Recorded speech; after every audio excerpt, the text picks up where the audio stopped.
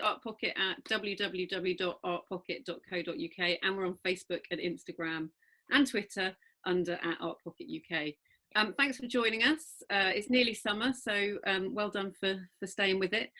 Today we're going to be making, oh hang on, let's put that forward, there we go. We're going to be making some abstract collages, and hopefully you've got all these materials with you. What's not on here is you do need a pencil or a graphite stick. So I'm not sure if you've had that, but just have a scurry around and get yourself a pencil or a graphite stick right now. And the first, so our objectives are, we're going to be deconstructing and then recomposing. So in my work, I love to kind of cut and recollage and be a little bit free and kind of haphazard with making pattern. We're only going to be using a limited colour palette, which could be 1, 2 or 3 colours, depending on what you choose. We're going to be using frottage and photography to record compositions, and we're going to hopefully come out with a fabric sample collage that you can take further with embellishment and stitch later. We're probably not going to achieve all of that in an hour.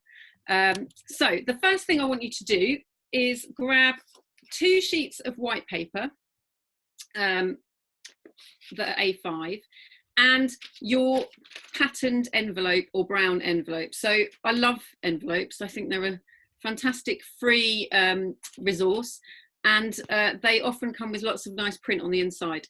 So you can choose to use the bit with the window, or you can choose the other side. But if it's not cut to A5, just quickly cut it to the same shape as your 3 pieces, and you're going to put your envelope underneath. Then you're going to layer up your 1 piece of white paper and then your second piece. Okay, and then what I would like you to do is use some paper clips just to clip them together. Okay, and I'm using Emma as my as my timer, so when you've clipped yours together, give me a shout. Mine are all clipped. Yours are all clipped, perfect. Okay, so what you're going to do is take your scissors for a walk. So I don't want you to overthink this, but I'd really just like you to make sure that your scissors don't go in a straight line across the page. So if you've been working on particular imagery, there might be shapes in your mind. You might be quite an angular person or quite a curvy person, it doesn't matter. But I would like you to make 3 cuts across your page. Okay, so the first cut I'm going to make is going to be something like this. And hopefully you can all see the table. Do give us a shout if for any reason you can't see that. So I've cut my page in 2, and then I'm going to do another cut this way.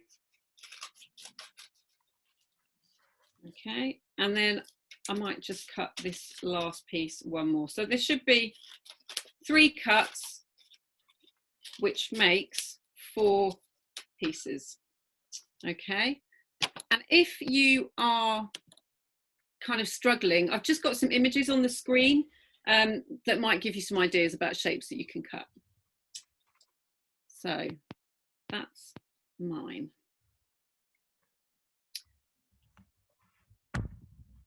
It's really odd not seeing faces, and I can't even see your reactions for thumbs up, I don't think. Can I do everybody? Oh, I can a little bit. So if you've got any questions, put it in the chat, or wave your little hand in the air.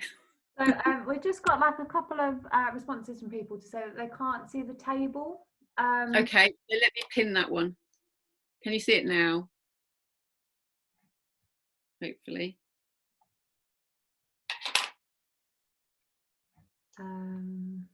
So the participants might need to have a little play on their own Zoom account. So they might need to just pin the table video just to make sure that shows up on screen nice and clearly. So if you wanted to do that, there are when you see the grid view of all the speakers, there's like three little dots. You should be able to. I've just spotlighted it, so hopefully that might help. Fingers crossed. So hopefully you'll be able to see on my PowerPoint as well. So what I want you to do next is I'd like you to take the top layer of your paper pieces. So just one sheet of white paper, and I'd like you to recompose it.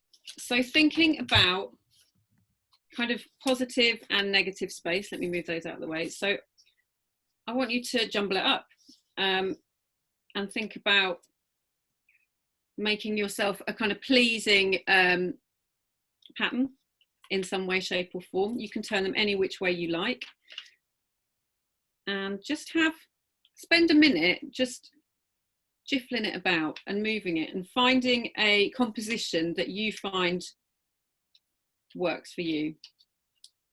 So there we go, that's going to be mine.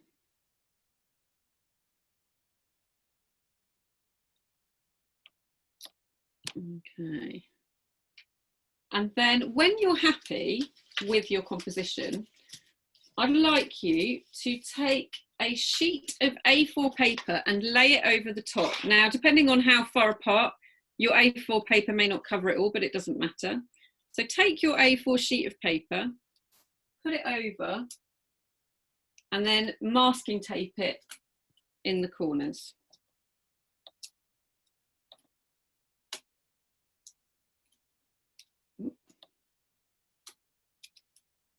Okay, and then arm yourself with either a graphite stick or a pencil. So Tom and Emma, are you still with us? Oh, you're muted, Emma. Yeah, it's going great. I'm just putting my masking tape down now. Fabulous. Yes, I'm just laying my paper over and just getting some tape ready. Excellent. So I like to make everything I do count and make a piece of work along the way at every stage. So why just cut straight to the fabric collage when we could generate a load of imagery along the way? So the next task, we're going to use the method of frottage. Sorry, this is positive and negative space in case you weren't familiar. And we're going to use, I'm going to use the side of a graphite stick, but you could easily use just the edge of a pencil. And we're going to make a rubbing because the pieces of paper will leave a kind of shadow as to where they are.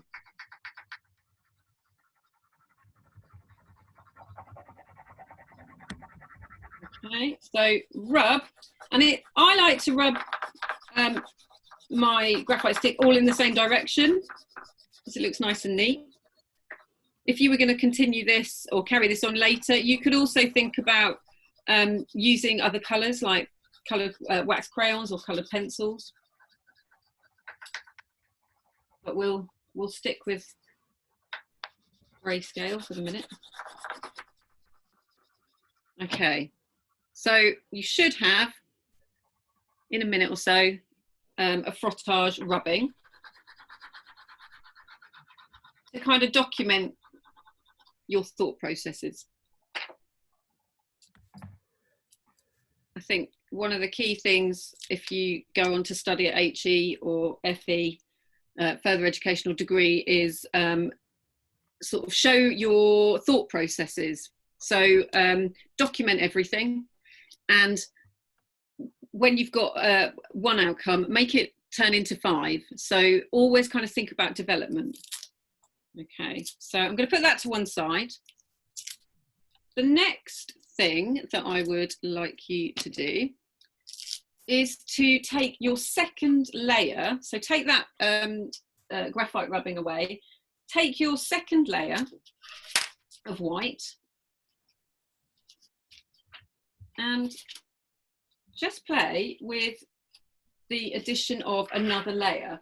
So you should have 2 A5 sheets of the same colour. I've got hopefully 3 different tones of white, so you can kind of see what I'm doing.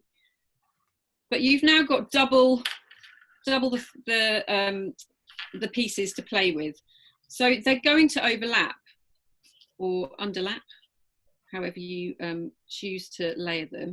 So spend another minute just seeing what happens if you use all of them. What kind of interesting sort of differences can you get just with the colour white?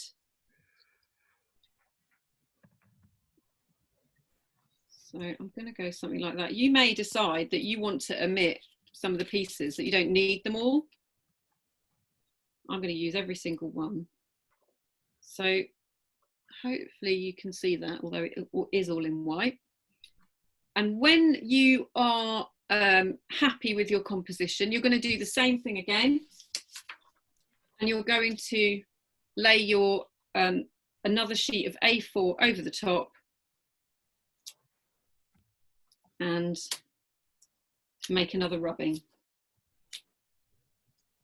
And this potash rubbing should be a little bit busier because you've got more pieces. So I'm going to make my...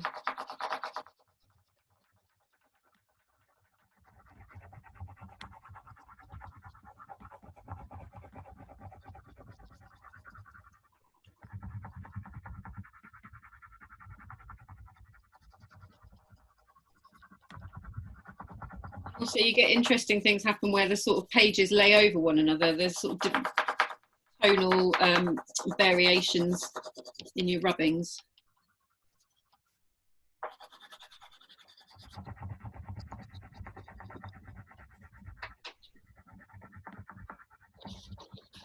So give me a thumbs up, somebody, when you've finished your frottage. Fritha.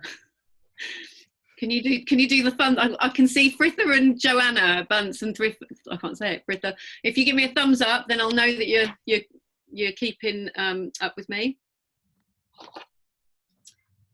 If it helps, I have done my second rubbing. Yay. Okay, so you've got 2 frottages. And what we're going to do next. Oh, I'm just finishing mine. Oh, we've got a thumbs up from Camilla.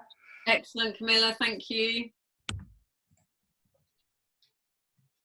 And what you could do later is actually play about with a bit of relief. So if you were to use pieces of rolled up masking tape or those little sticky foam fixers, and you can kind of layer up and actually create a more slightly raised collage, if I can stick this down. So the pieces will slightly lift forward of one another. We're not going to do that now because you'd spend 45 minutes sticking down the paper. But again, you've now got 3 outcomes from this first, this quick cut and deconstruct activity. So the next thing I want you to do, I'm going to race on ahead in the hopes that you're all keeping up with me. Oh, hello. Turn yourself off. I'd like you to take the pieces of, what's that called? Envelope. And I'd like you to lay those over the top of, you could try laying them over the top of the collage pieces, or you could lay them over the top of your actual rubbing. So spend another couple of minutes just adding the envelopes. And I quite like the little unexpected shapes that I get from the little window that the envelope has. Okay. So we've now got 4 outcomes.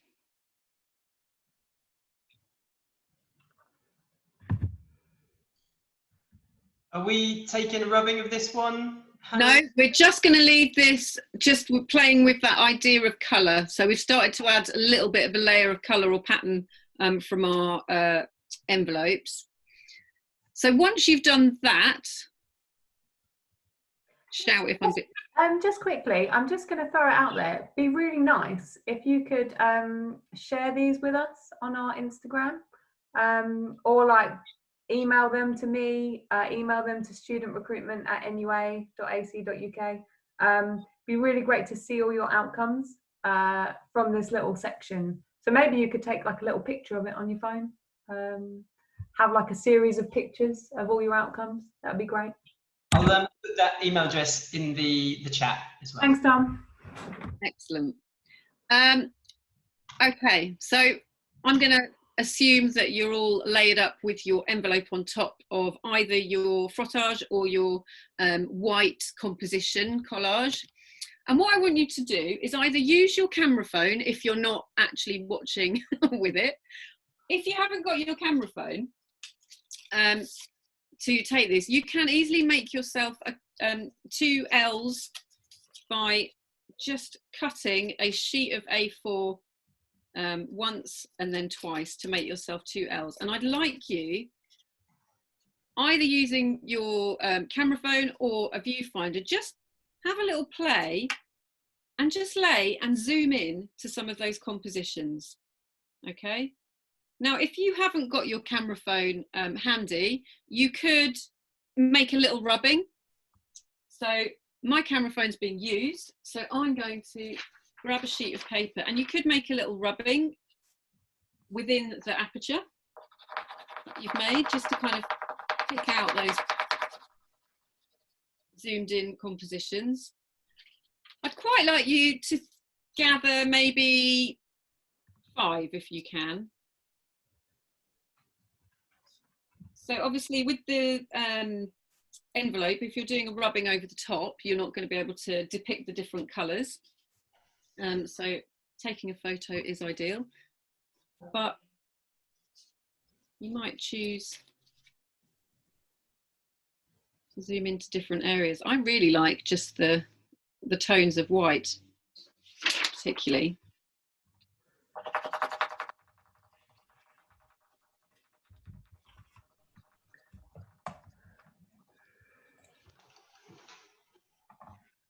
So, did you have your camera phone handy, Emma, or are you? I did. I have taken 6 now. Well done. Yeah, you keep going. Just cracking on with it. What I love about taking the photo is that when you look through the lens of the camera, it actually looks different to real life as well. So like the plastic from the envelope, it kind of reflects some of the light, and it kind of does something quite interesting with the lens. It's great. And I really like all the shadows that are made, like, because I'm using quite thick paper. So when I layer them all up, there's lots of shadows that are made that, like, I didn't think were shadows, but the camera phone really picks those up. So that's quite nice. And if you were then to actually, you know, sort of set them off one another, Emma, that would produce a really nice kind of relief collage. So I don't know how many people are sort of chose this workshop because they are textile, either teachers or students or fashion. But this is, you know, if you're an illustrator or a graphic designer, this is a really nice way of kind of playing with shapes, with positive and negative space. You could, you know, this might then lead into something more 3-dimensional. So it's a really nice drawing activity or kind of visual gathering activity, regardless of what your discipline area is. And something that is, I quite like it because it's quite free, and you don't sort of get too worried about getting it right in some respects. Tom might not be saying that when he starts stitching, but okay. Great. So we're gonna move on to think about taking this into fabric. Okay, now we've created several sort of visual outcomes. One which is made up of one colour layered on top of another. We've got one that is two colours with the envelopes and the frottage, and then we've also got the kind of frottage themselves. So think about colours that you particularly like to work with. Do they want to be contrasting? Do they want to be complementary? Do they want to be one colour but different tones of those colours? So grab yourself from your stash, from your bundle that you've got, however many colours you want to use, okay? And get those in front of you. And you may want to, if you are using your camera phone, before you move everything, you might just want to take a photograph of your white composition, because that may well, you're going to need those pieces in a minute. So before you destroy it, take a photo if you can. Okay. So imagine how full your sketchbook would be now, or will be now, after all those activities. And we're going to move on to starting to create fabric collages. So what I'd like you to do is collect together one set of your the pieces that you've cut out and lay them on one sheet of fabric, okay? And then you can draw around them with, I've just used a biro. If anybody has a friction pen handy, you can actually draw around it and then iron away after you've cut the mark. So that's my go-to toolkit for being a textile teacher. And what I'd like you to do is, I'm going to stop the share for just a minute so you can just see me. So draw around and then cut out the different shapes, okay? So you're now using your cut out pieces as templates. So cut round.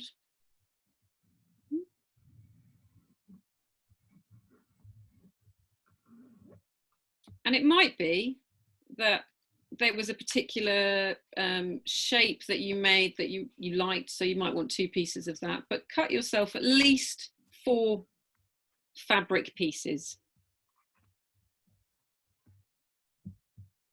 Okay.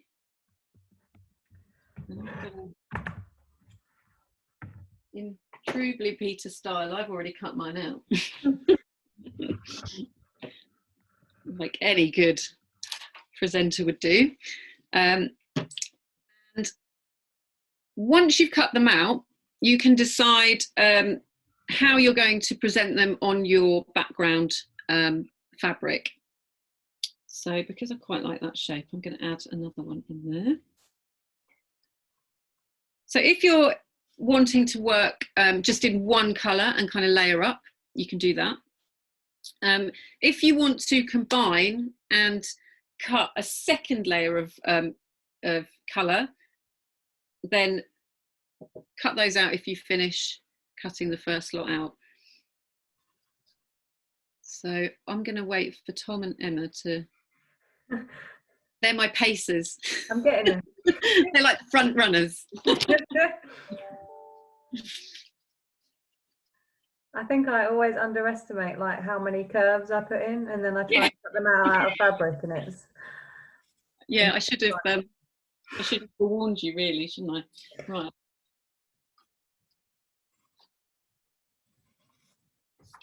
Well, the rain's coming down here. Hopefully it's not going to get noisy. Oh, joy. Right, I have now cut my pieces out. Excellent. So when you've cut them out, again, like you did at the very beginning, just have a little play. You might already have a composition in mind that you take from your frottage, or you might want to create something new. But I want you to jiffle them about, rotate, flip, turn, and recompose those cut out pieces to produce something that you find visually appealing. And we've gone for quite abstract shapes, but if you were, you know, this could work really well if you were kind of thinking about silhouettes of flowers, or I don't know, bottles are really lovely. So the objects, so it might be if you were going to approach this again, you might be looking at a series of objects, and they might be your inspiration for the shapes that you're cutting, rather than just freestyle cutting. But there's something lovely about that as well.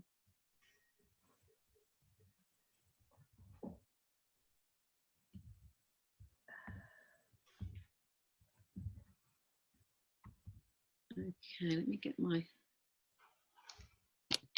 the picture back up again.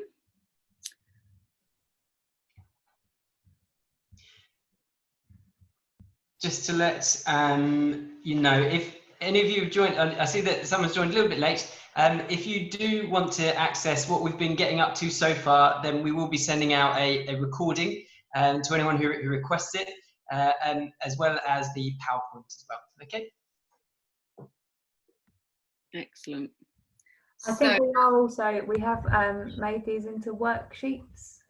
So there will be, you can access a worksheet as well, if you're interested in getting that. So I've used quite, I've gone for 2 different sort of shades of blue, a turquoise and a dark blue. And also I've chosen my background layer is a kind of more textured fabric. And the next thing to think about is, how do I want my stitch and the way I secure it to kind of work with my fabric collage. So we're there already. So there's a few different methods of securing. Quite frankly, if you hate sewing, you can take a stapler to it and do it that way. So Tom. Ooh. But just for those of you, I'll go through a few different methods. Not that I want to teach grannies to suck eggs, but I think it's useful. So the one method, obviously, is to pin. So you could use loads and loads of pins to kind of create a pattern over the top. Okay. Another method is to use a simple in-out running stitch around the edge. So running stitch, make sure you put a knot at the end of your thread. I'm going to show the running stitch with just an ordinary, like a machine thread. So it'll be quite a fine thread. I've pinned this piece down, and running stitch is literally weaving in and out. Okay, so, and you can choose how wide or narrow your, or no, it should be long or short, shouldn't it? Not wide or narrow. How long or short your stitch is. So running stitch is one method. You could make quite a feature of that running stitch by completely stitching in lines. Ooh, where are you? So more like this one. So doing almost like a series of linear sort of slow stitches in and out. So your stitch can be kind of be another element of adding a mark or texture to your fabric. If you're not too keen on too much sewing, the second option is to tie little knots. So like the, hopefully you can see it, the piece on the right, the image on the right, let me move. So in order to do knots, you're going to kind of anchor in key parts of the pattern piece. So you're going to go in from the top and leave yourself a little tail, come back up through, and then tie a knot. And then you might want to leave your the tails of your knots quite long, or you might want to cut them quite short. So I've done mine in a sort of contrasting red, so I can really see it, so it becomes quite obvious. So in from the top, oh, I've gone right through. In from the top.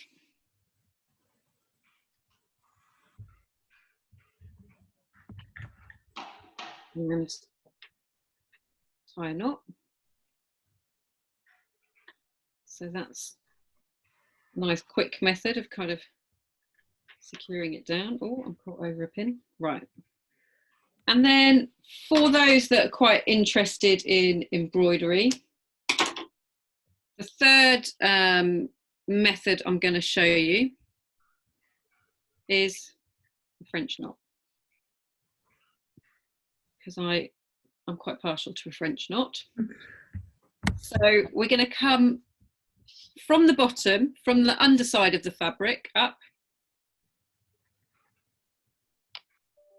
and then I hold my fabric, my thread, my yarn across, wrap it around the end of my needle a couple of times, and then with my thumb hold it down and keep it loose but pull my needle through to make a knot, and then I'm going into the next door to the thread that I have, the stitch that I've come out of, to make a little knot. Did you catch that, Tom? I've been focusing on Pinning. my stapler. No, the running stitch. But how do you tie off when you've done? You're happy with your stitching. How do you kind of tie it off at the end? I know that might seem like a really simple question. Simple questions are often the most important. So if I get to the end of my line, I would, oh, let's take that pin out. I keep catching the pins. I would get to the end of my line. I'd go to the back. So needle on the back of the fabric. Yep. If I turn it over, oh, I'm all caught up now. Here we go. I don't know how well you can see that. I do, so I'm in the back of my fabric and I do a tiny little stitch, pull it and thread through. So I leave a little loop and thread through, and it's like a flat knot. Yeah. Does that make sense? So if you do it quite discreetly on the back, so you don't go all the way through to the front, but you just catch a few of those fibers at the back. Yeah. And then pull it through, leave a little loop, and then needle through the loop. Got you. Yeah? That's great. So if you spend, I've lost the plot with where we are in time. If you spend 5 minutes just thinking about securing this first layer of colour, okay, or these first pieces, and then if there's any questions, now's a really good opportunity to ask them. Could you tell us a little bit about your background? Oh yeah, so I trained in textile design. I did my degree in, well, about 20 years ago, at Chelsea in London. I then did a bit of freelance design work for designing bags and baby shoes and things. And then I went into teaching. And since then, I've kind of moved away from textiles in a design sense. And I'm more of a printmaker and use kind of 3D processes. But my work is very much about the surface of an object or kind of capturing a moment in time. And it's very monochrome. So I spent years studying, you know, colour, and I shy away and go very much to black and white. So this is one of my pieces actually behind me. So I don't know if you can see that. I have to unspotlight this one. Oh yeah! Wow. Yeah. Cancel spotlight. But yeah, So so it's all very, yeah. So I look at sort of, yeah, workers and workmen and buildings and construction sites, and I'm quite interested in kind of the marks that are left behind when something's made. So these were all made from prints from my husband's workbench. Oh wow! Yeah. So that's what my work's about in a nutshell. Thank you.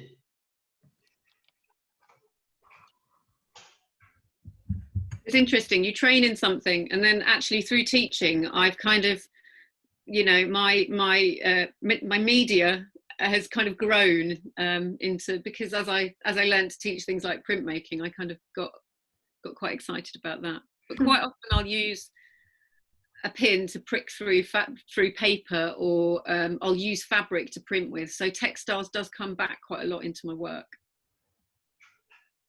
Yeah. And what subjects does this kind of cross over with? What, this technique? Yeah. Well, I mean, or this way of working. Yeah. I think all discipline areas. I think actually, whether you're fashion design or sculpture, I think that element of looking at the positive and the negative is really important. I think that idea, this really lends, it allows you to play and kind of explore possibilities, you know, just by turning a piece of paper around 3 or 4 times and flipping it, you're creating different imagery every time. It's got loads of potential for being taken into print and surface pattern. And even you know, sort of stencil screen print. And yeah, just I think I wouldn't rule anything out apart from maybe games design. But maybe it's just a background. Maybe it's a wall. Absolutely. I know you spoke a little bit about like different types of thread last time.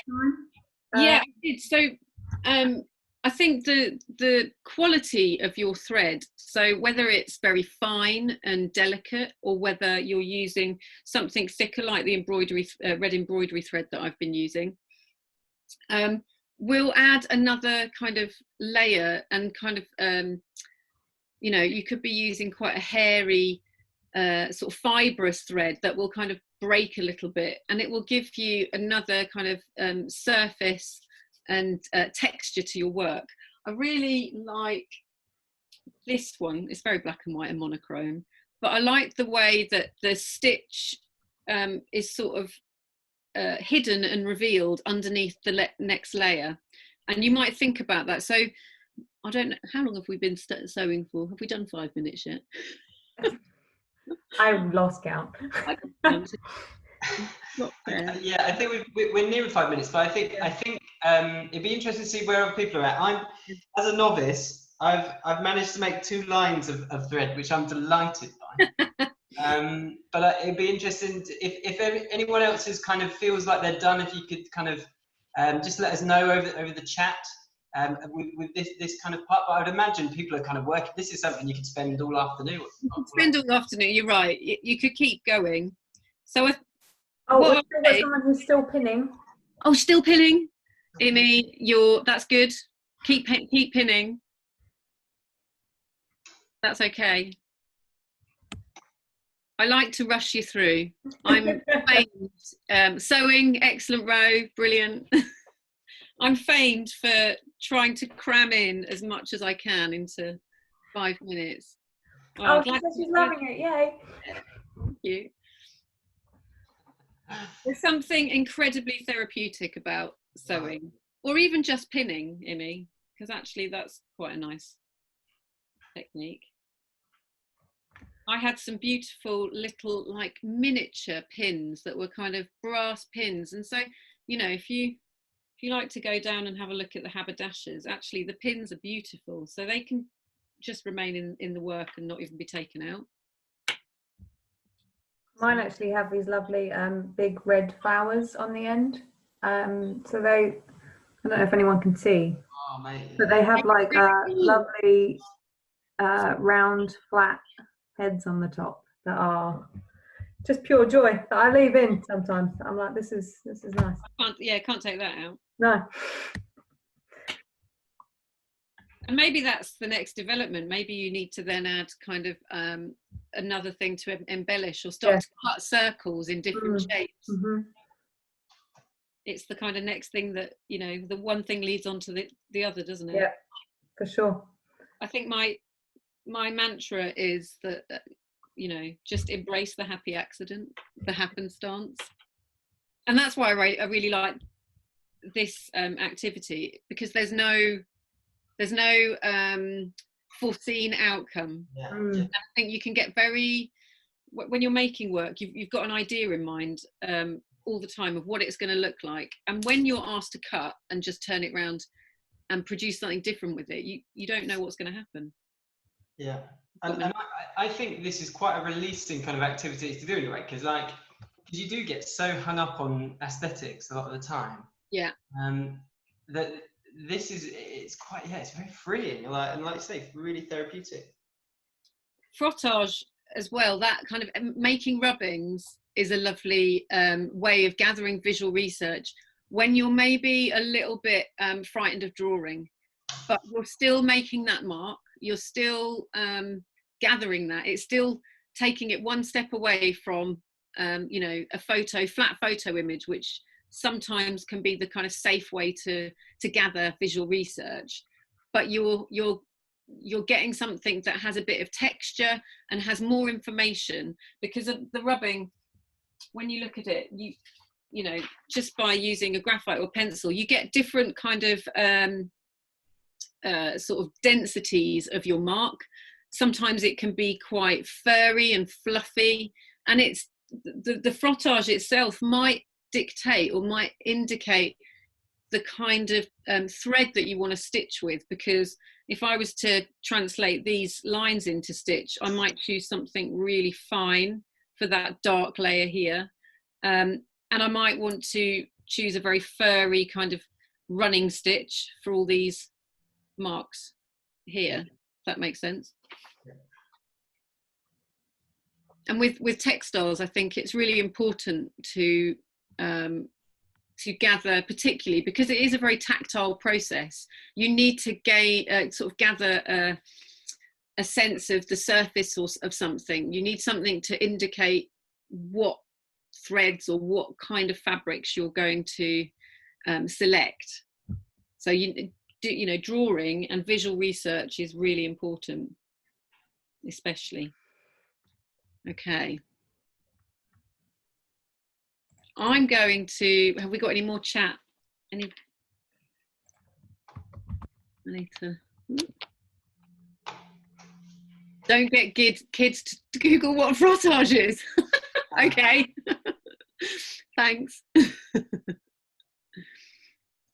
Oh.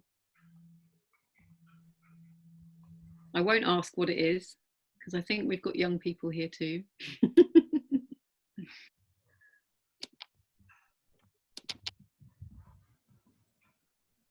Right. Oh, I think the rain may have come to Norwich. Pardon? Oh, is it coming down? I think it's getting here. That's summer.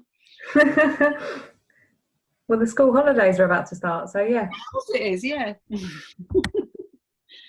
So I'm going to get you to stop where you are. If you're still sewing, just prod your needle into the bit that you're sewing, because you've laid one set of your pieces of fabric down, either pinned or you might have started stitching.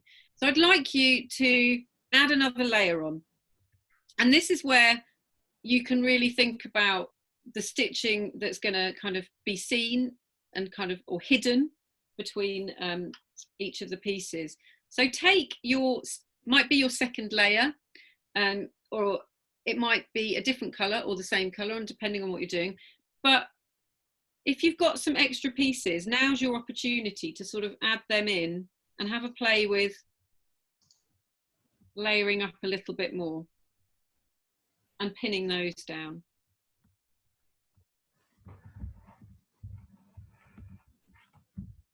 And again, you could be here for 6 hours doing this. This is another nice way to develop or to generate lots of work quickly by laying the pieces down, photographing them, moving them around and repositioning them and photographing them, and, you know, or sticking them under a photocopier or something, because you've then kind of developed 10 outcomes from one, if that makes sense.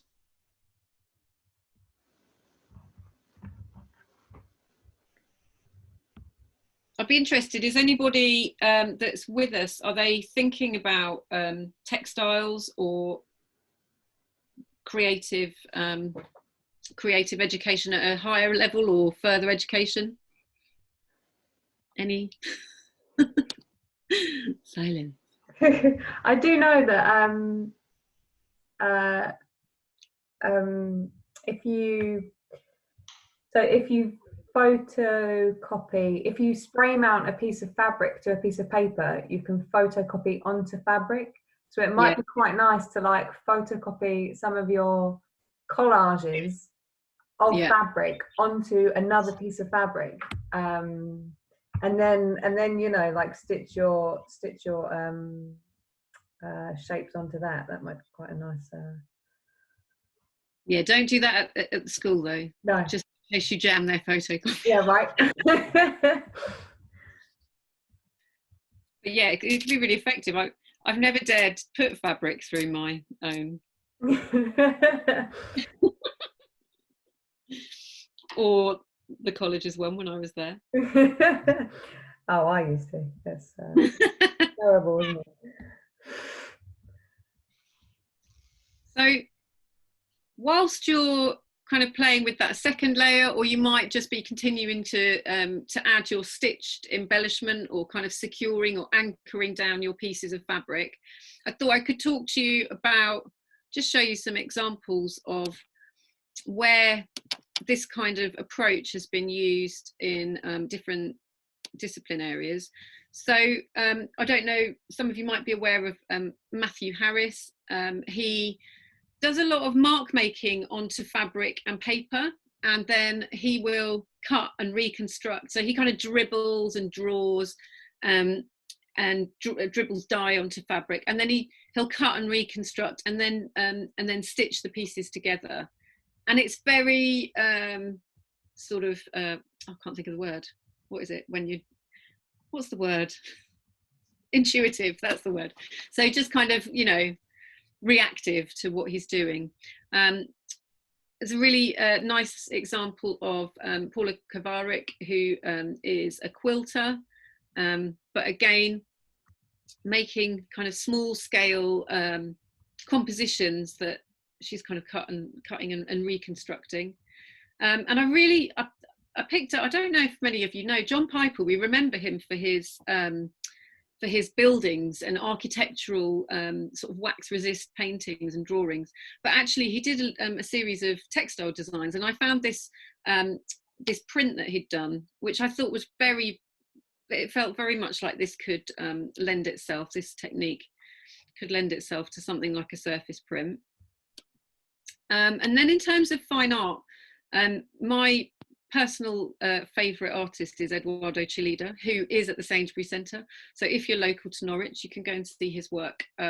He did both paper and prints, and also big public art sort of sculptures.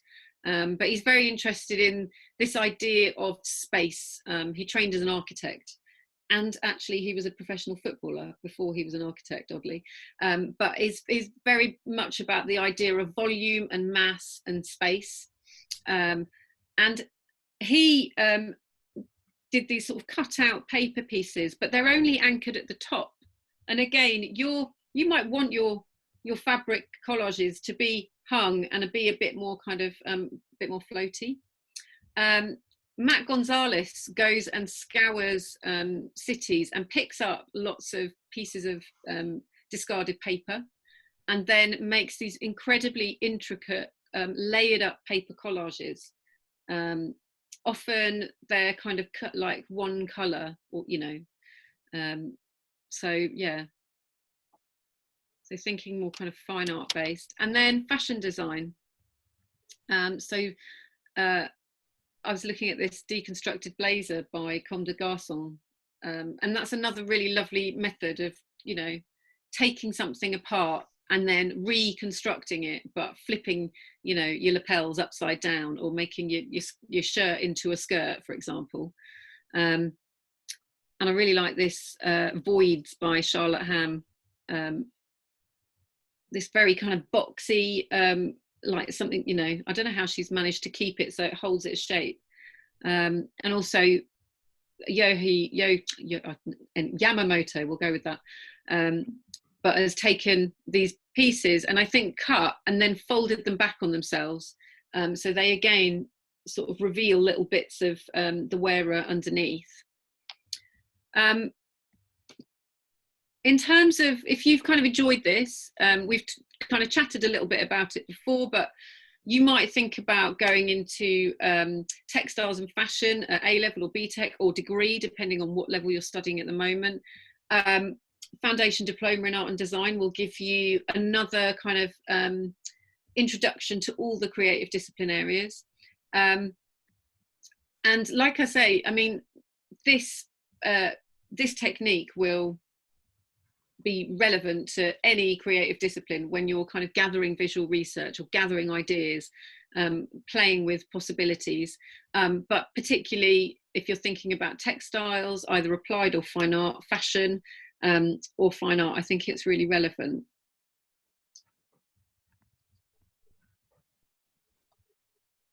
So, and I'm going to, the last slide is a reminder for the quilting. Thanks.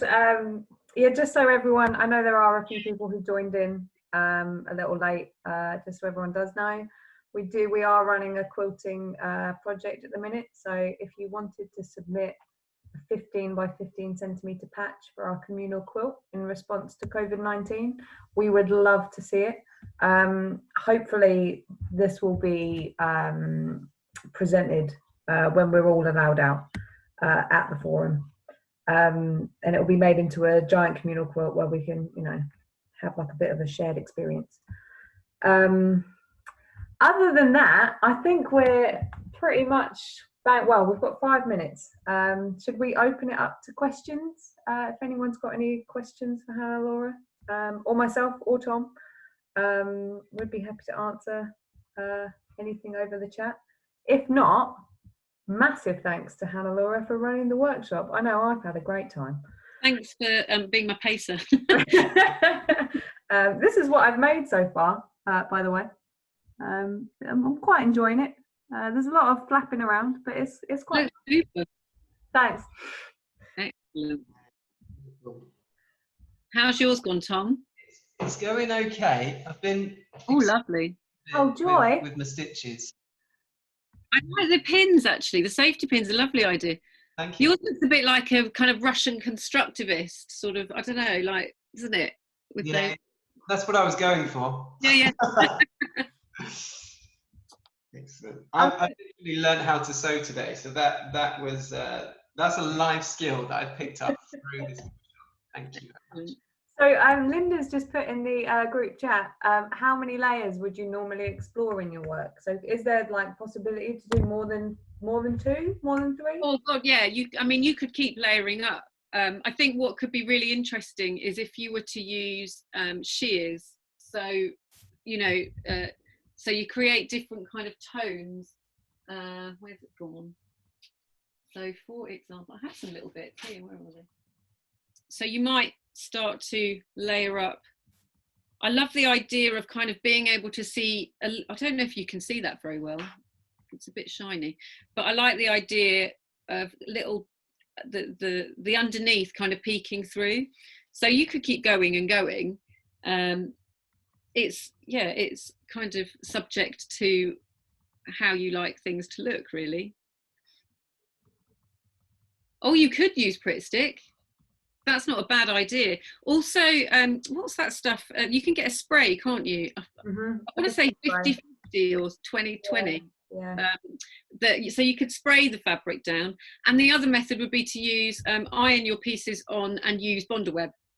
And so no sewing required at all. I decided that we wouldn't make it too complicated with an iron, but Bondaweb is brilliant for quick fabric collage. And you could pre-Bondaweb your fabric first, and then cut it out. You can also get they use it for like when you do paper patchwork. It's like a fabric glue pen, and it's a bit like Pritt Stick, but there's less residue. So when you're sewing through it, if you wanted to add stitch, there's less likelihood that your needle will get really tacky. So it's not a lot either for a fabric glue pen. We've got some more messages. Glad it was not Bondaweb. But Bondaweb's got the potential for disaster, being stuck to the iron the wrong way as well, hasn't it? Can you imagine if we all got irons out? That would be. I think the Bondaweb's great, but there is something quite nice about the fabric not being completely like, you know, stuck fast. And it gives you a bit more opportunity, because the other thing you can do with your stitching is if you were to pull your stitches, if you did a series of running stitches, you were to pull them really tight, it would cause the fabric to pucker. So it adds a kind of another layer of texture, which is quite nice. So, you know, even if you're just using a thin dressmaker's thread, you can get quite interesting results. I didn't talk to you about random stitching, so wherever it's gone. So if you are a teacher and you happen to be taking this back into your classroom, there's something really nice about, if I pin my thing again, hold on, spotlight. There's something quite nice about that kind of haphazard stitches, so shorts and longs, which again will create texture on that fabric. It will make the fabric kind of pucker in different ways, and it doesn't matter, you know, it takes away that sort of that problem of people feeling that stitching should look neat, because actually I don't think it should necessarily. I agree. So And one thing I would always say as the final thing, when you've stitched everything, turn your fabric over and take a rubbing of the back of your fabric, because you'll have lovely marks and textures, and it's, again, you know, that's another outcome in your sketchbook. yeah, right. So always look at the back of your fabric. Oh joy. Lovely. I think that is I think that's a wrap. Brilliant. Thank you everyone for attending. We will be, so like I said, I will send out the evaluations, and I will let you all have the PowerPoints and recordings. We have also made some worksheets to go alongside the video for those who couldn't attend. So I'll make sure those get sent out as well. Other than that, I'm going to end the workshop there. Thank you to everyone who's joined. Thank you. Thanks for joining. See you later. Bye. Thanks everyone. Bye. Bye.